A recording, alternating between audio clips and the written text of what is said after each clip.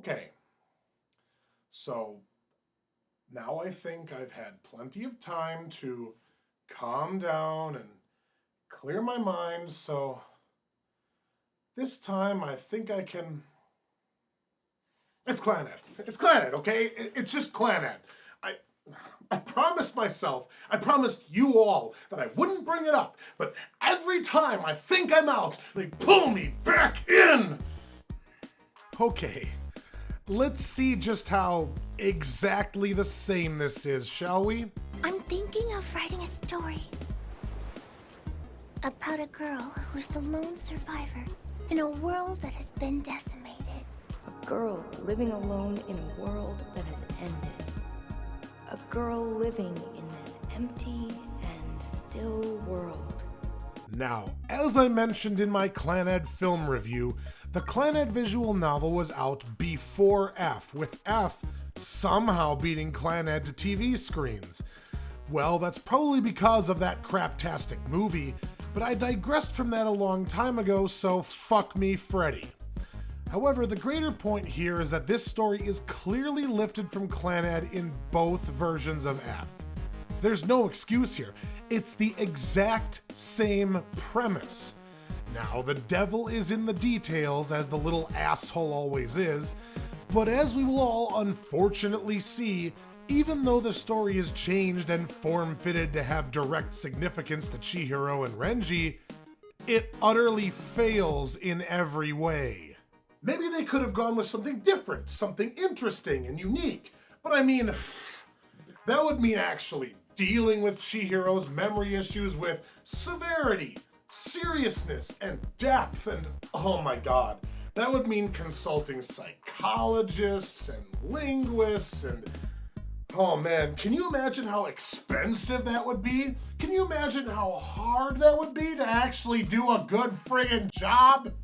Sure, I don't expect them to put in that legwork for the VN, since they probably wouldn't see a return on it from the extremely competitive, profit-slim VN market in Japan.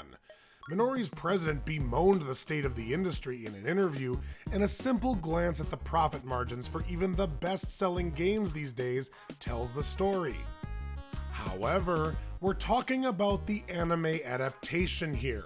Anime is a multi-billion-dollar industry. There's no excuse for this. If Key had the money to reimagine Tomoya as a homeless, faceless clown mannequin... I'm sorry, what was I saying? I kind of blacked out there for a minute. There's no reason why this couldn't have been an emotional exploration of Chihiro's character instead of, let's write a crappy fan fiction together. The writers could have actually explored this vague, cryptic memory disorder and all its shattering implications for her and her relationship with Renji, and... Wait. What am I saying here? They did that in the visual novel. Yeah! In addition to the whole let's write a book plot, we also had numerous scenes from the point of view of Chihiro. We saw her wake up in the morning and those several minutes of hazy confusion before she finally read her journal. We saw her put her mental face on and slide back into her skin each time. We saw her struggle with the idea of being so much older now, the subdued simpatico interactions she has with Himura, her loving caretaker, and we saw her do her best to pull feeling from words on a page and felt what that meant for her. Even if it was only a handful of scenes, they gave so much more appreciation and understanding of her struggle. So once again, writers, it was right there for you. You have no excuse.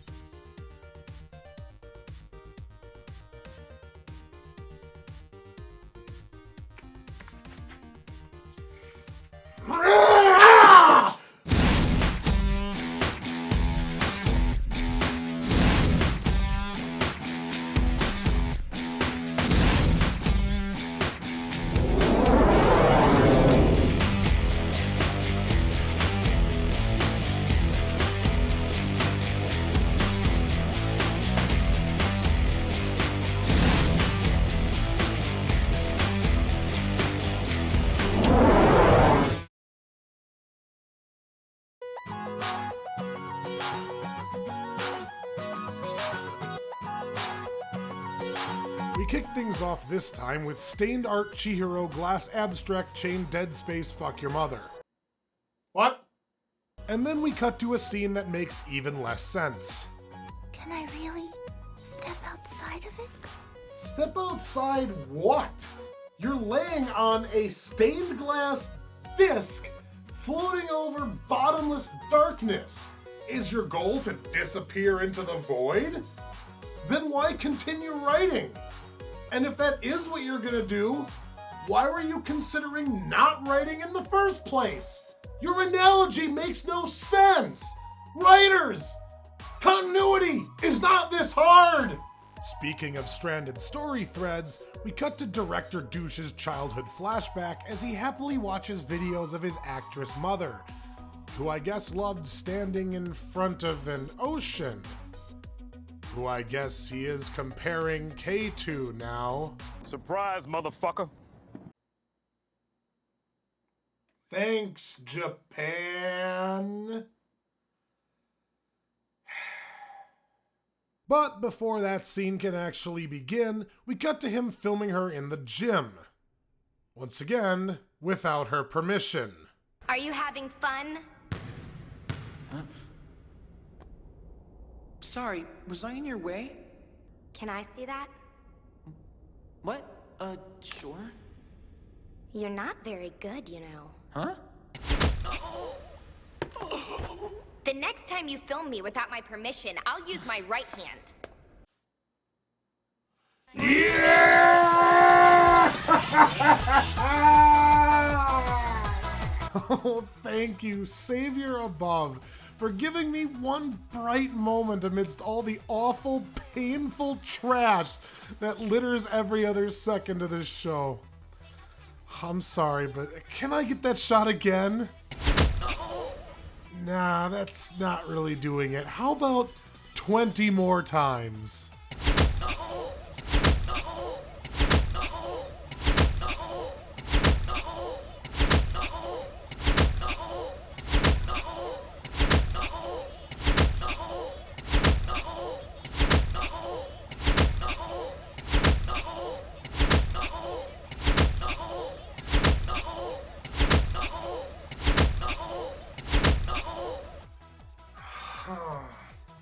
You know, sometimes it's the little things. But don't think for a second that this redeems Kay at all, because the next few seconds verify that she's taking out her anger on Sheen ass for the completely wrong reasons. Yes, she still is terrible. Speaking of which... About yesterday... It's okay, I know. No, I wasn't thinking... I think I'll try writing a novel. Best love interest ever! Oh, so now that it's your idea, it's a good thing, and now that you want to do it, Renji helping is a good thing. You held me, and kissed me, and confessed to your love. I know this 'cause I read it in my diary. She did it! She actually did it! She lied to herself in her journal! But wait, if that's what she wanted to happen, then why did she turn him down? I still haven't figured out why he wanted to kiss her in the middle of here tearing him apart as a person. What am I supposed to do with this? I had already given up on my dream. But you brought it back for me, Renji-kun.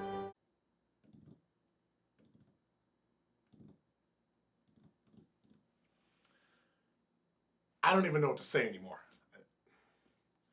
This is the most nonsensical, ass-backwards, foobard relationship I've ever seen. But it's being sold to us like true love. What? Let's take a moment and remember just how far we haven't come. First, Chihiro brought up her desire to write a novel, and Renji said that he would like to do the same. Then, a few days later, Renji brought it up again and offered to help her. Chihiro's response was to make him feel horrible for doing so because of how insulting and belittling she decided the sentiment was, only for her to then thank him for it the very next day. This is called textbook emotional manipulation. You can decide whether or not it's intentional, but while you're reaching your conclusions, I would like to remind you that Chihiro has lied to herself in her diary in order to shape who she will be the next day at least once. Probably more. If she's willing to manipulate herself, who isn't she willing to go after? And this is a character that we're supposed to like. But let's not forget that even though the plot is being advanced, it's not being advanced because of the argument they had on the beach. No, Chihiro didn't write about that in her diary, and she's long forgotten about it. Instead, it's being advanced by the nonsense she made up. So, every argument they've had and every conflict up until this point had no impact on anything. It took Chihiro lying to herself to set the plot in motion. I don't... Yeah, fine, that. Fittingly, we then cut to Kay being really, really angry.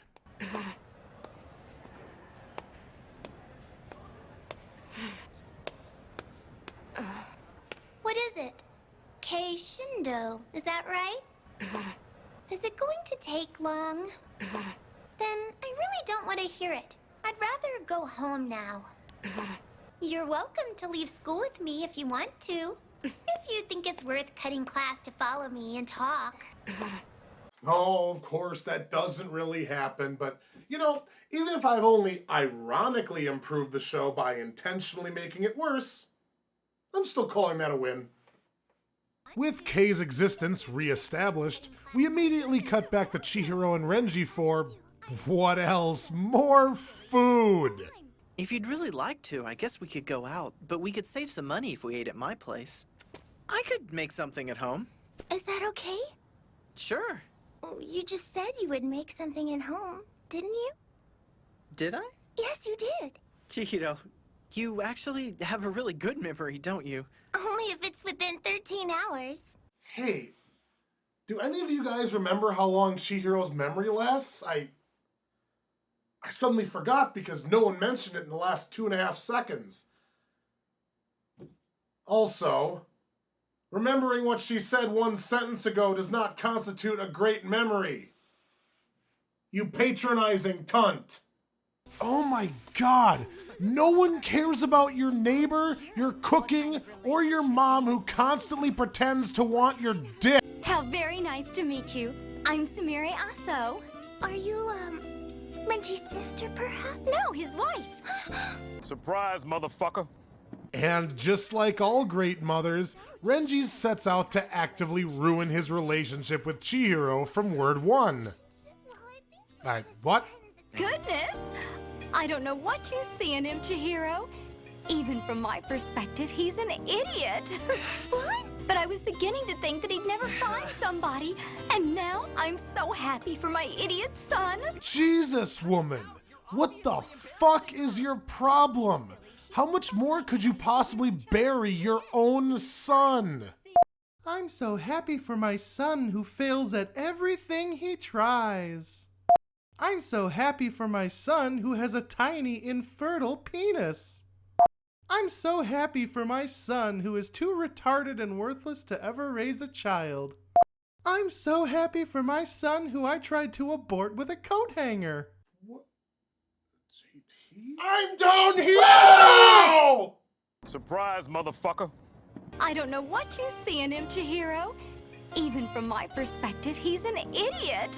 What? Either she hates him or she's trying to drive Chihiro away so that she can be the one to take his virginity. Yep, it's that one. We cut in next on the continuation of a scene nobody wanted in the first place, with Kei berating Miyako about how Hiro needs to be going to school, he needs to improve his grades, and blah, blah, blah. So So please don't jeopardize everything by dragging him out of school all the time. Oh. My bro, Hirono-senpai's future is on the line and you don't care. But isn't that something Hirono-kun should worry about for himself? The only one who can decide his future is Hirono-kun. A third party really can't do much about it, you know what I mean? Or can you really take responsibility for that? What? Can you guarantee that if he goes to school, he's gonna be a big success? Can you promise that he'll have the success as a manga artist he wants?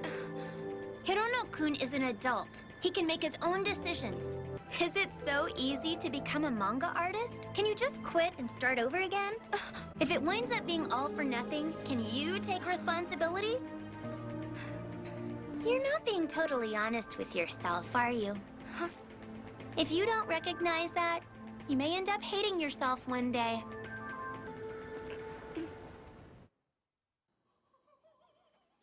Yes! Yes! Oh my god, thank you! Bravo! Bruh! Oh.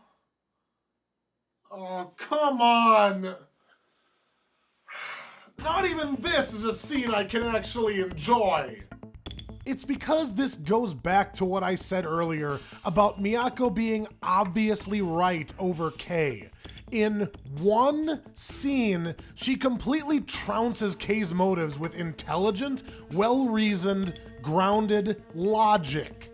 Miyako so thoroughly decimates Kei that she hangs her head in silent shame as we hit the episode's halfway point.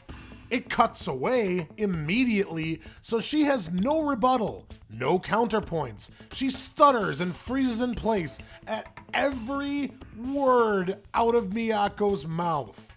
The argument is so absurdly one-sided that it firmly and convincingly shows just how thoughtless and wrong Kei's opinions are. Coming out of this, there's no way anyone can reasonably side with Kei. At all. Now, if this were a good story, Kei would be shattered. I mean, devastated. She'd doubt herself, her beliefs, her motives, everything. She'd probably go to Hiro's apartment in desperation, not able to open the door even. But she'd see how he throws himself into his work, how passionate he is, and how much he's willing to sacrifice. And hell, she might even start supporting him. That would re-up the stakes, and ironically, Miyako would be the catalyst for it all. But do you actually think that's what happens? Oh my god. Oh. You want to know what does go down? No, God! No, God, please, no! No! Well, too bad. Here we go anyway. Renji and Chihiro have yet another conversation about how Chihiro's memory defect makes writing a novel difficult. 31 attempts, 13 hours. 13 hours, 13 hours, 13 hours. That is all. Kei goes for a run and a flashback to 5 minutes ago causes her knee to break down. This somehow triggers another flashback to when Kei, Chihiro, and Renji were children. In it, we find out that Kei has always been an awful, awful bitch. Let's go to the beach, Oni-chan! But I already promised Chihiro that we'd work on the manga together today. Chihiro's busy today, so let's go! Kei? Oni-chan?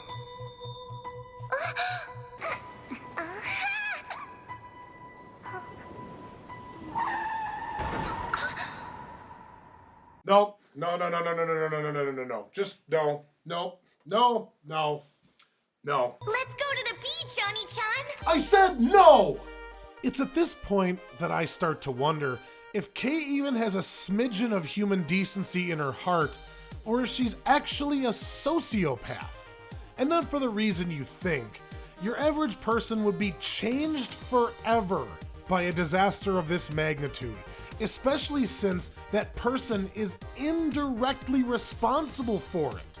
That hypothetical person would probably feel responsible for the tragedy completely.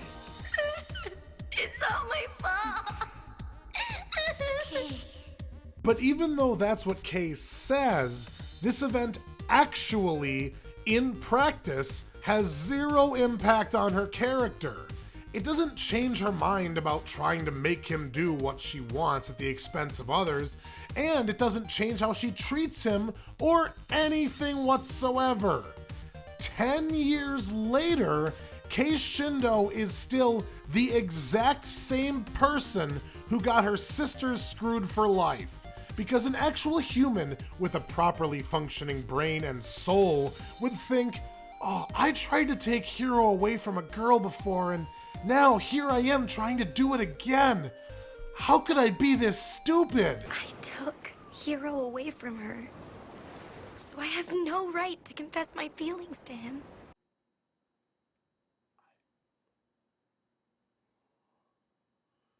What? How does that work? You might as well have said, I dropped my apple at lunch today. Man, I hate oranges. Point A is not leading to point X cubed here, girly, and it never will. This right here is the epitome of woman logic in fiction. A statement so irrational that it cannot be fathomed. But it's excused anyway because it's said by a female character. Fuck off. But you want to know the best part of all this? None of it happened in the visual novel. Not even a smidgen of it. We never found out any extenuating circumstances or causes for Chihiro's accident, and I would argue we didn't need to. But oh man, thank God that these writers were here to show up, make the save, and ruin Kay's character even further. Because that was necessary. You know what? Someone give this bitch the what for. Is that your excuse? You're always stuck in the same place. You're always waiting for someone to hold your hand and take you far away from here, aren't you? Thank you. Anyway, Hiro calls her and says they need to talk. Gee, I can't wait for yet another contrived cut-off scene that only makes things dumber. After a pointless moment of Kuze and Chihiro talking about Himura because, again, no framework story makes everything better and all that, we cut to Kei arriving at Hiro's place where Onuma Dick asks her out, and sure enough, we immediately cut away before we can see what he meant. I want you to go out with me. What? Instead, we see the beginning of Chihiro's Mary Sue fanfic, novel, as she, the girl, walks around her castle on an island and reads books. Thrilling. And after one final shot of Chihiro once again struggling to fall off a stained glass disc, the episode ends. Well, thank goodness for that. But trust me, guys, despite how much I've complained about how bad they're ruining this love triangle between Hiro, Kei, and Miyako, it's only going to get worse next time. Just hope you guys are ready for it. Regardless, I'll see you then. Let it all out.